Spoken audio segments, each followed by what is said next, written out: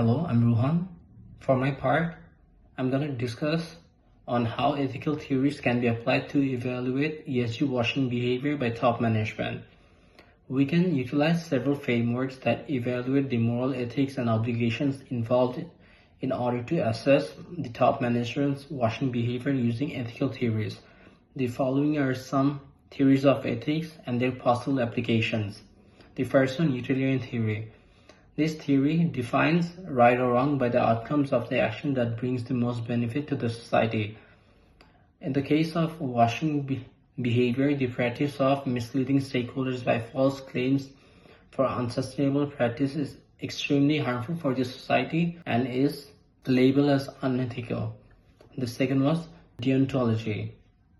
This theory emphasizes on the importance of intention of doing the right thing despite the outcomes.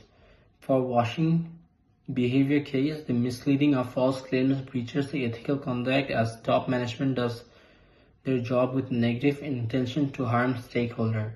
Thus, this action can be labeled as unethical. Third, virtue.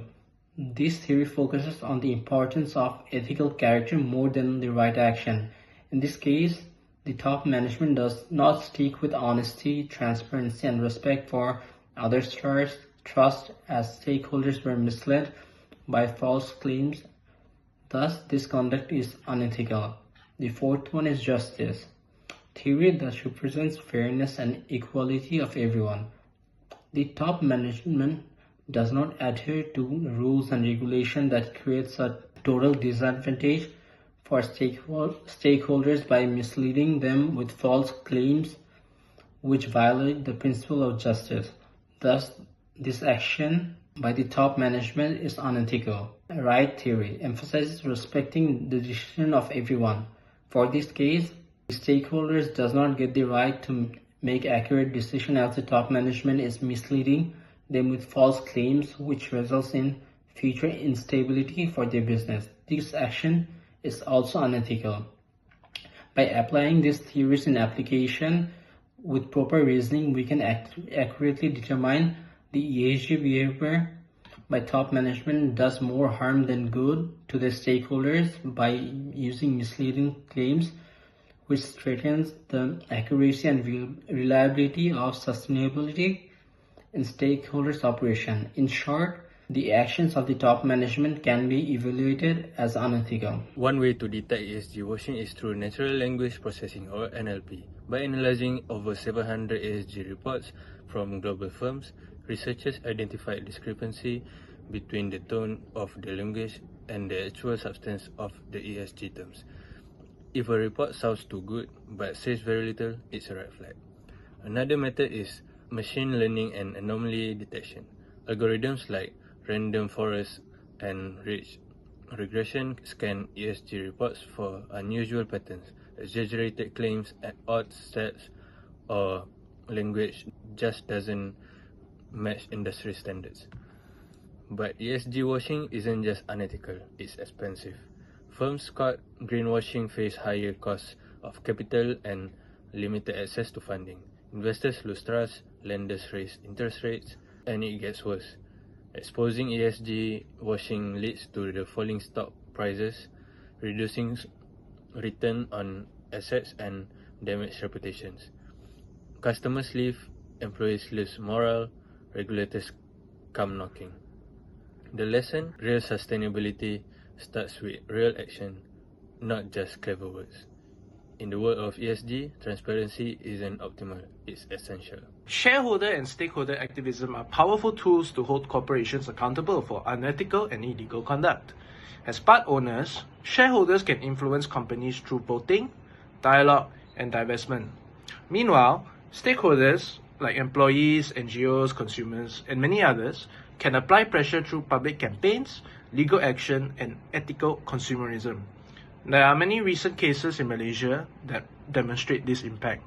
For example, example 1, Top Glove, which is currently the world's largest rubber glove manufacturer, faced allegations in 2020 of exploiting migrant workers, forced overtime, and poor living conditions. They also face allegations of debt bondage, where workers were forced to pay money in order to work in their organization. The US had banned their imports, which hit their profits. However, through stakeholder activism, 160 million ringgit was allocated for worker compensation, which proves how investor pressure can drive justice. Similarly, Sime Darby Plantation was accused of forced child labor, resulting in a US import ban as well. Investors intervened by submitting evidence to clear the company's name and restore its market access, showing how shareholders, through shareholder engagement, can remediate issues and protect their reputation. Lastly, FGV Holdings also faced labor violations, but at the moment is still working to address the allegations by improving worker welfare and negotiating with the US authorities. Now, while the progress is ongoing, it shows that persistent activism can keep accountability alive. Now, these three cases highlight how shareholder and stakeholder efforts can transform companies and ensure ethical practices and protect their workers and ensure a sustainable business viability. They continue to prove that corporate responsibility requires consistent pressure, and activism is the key to driving meaningful change. Here's the question. Can people trust Top Global now? Let's break it down honestly.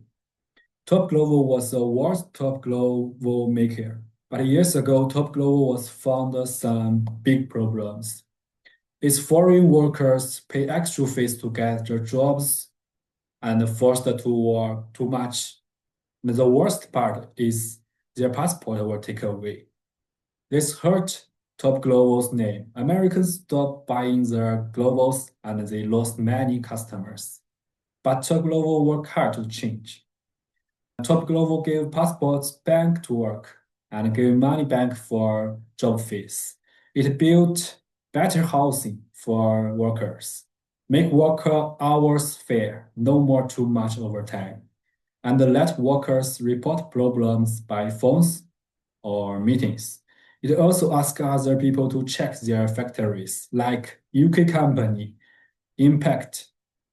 This change helped America load their globals again, and big customers come back and investors feel less worried. Why? Because Top Global follow global rules. For example, UK guiding principle, ILO standard for working rights. Still, not everything is perfect. Their ESG rating is 4 stars. Good, but not the best. People still watching them carefully, especially their partner factories.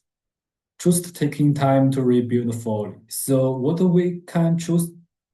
can we choose Top Global? Yes, but we must keep watching.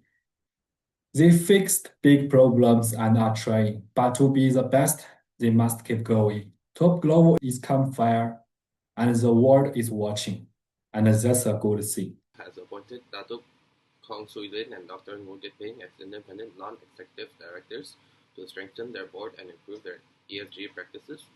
Over 30 years of experience in investment banking, Kong has previously held high-ranking positions at CIMB Investment Bank and CLSA in Singapore. Ngô has over 20 years of experience in investment banking and has previously served as executive director and deputy country head of CSLA Singapore.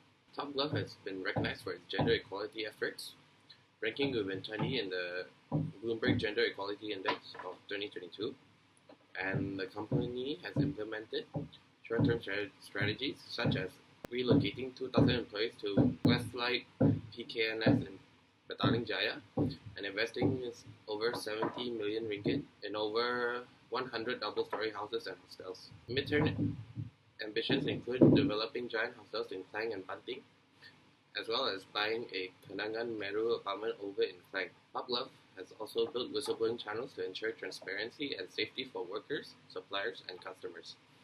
The company plans to increase transparency and invest in eco-friendly technology, as well as preparing for carbon taxes and implementing smart dormitory systems, and finally in order to promote worker welfare.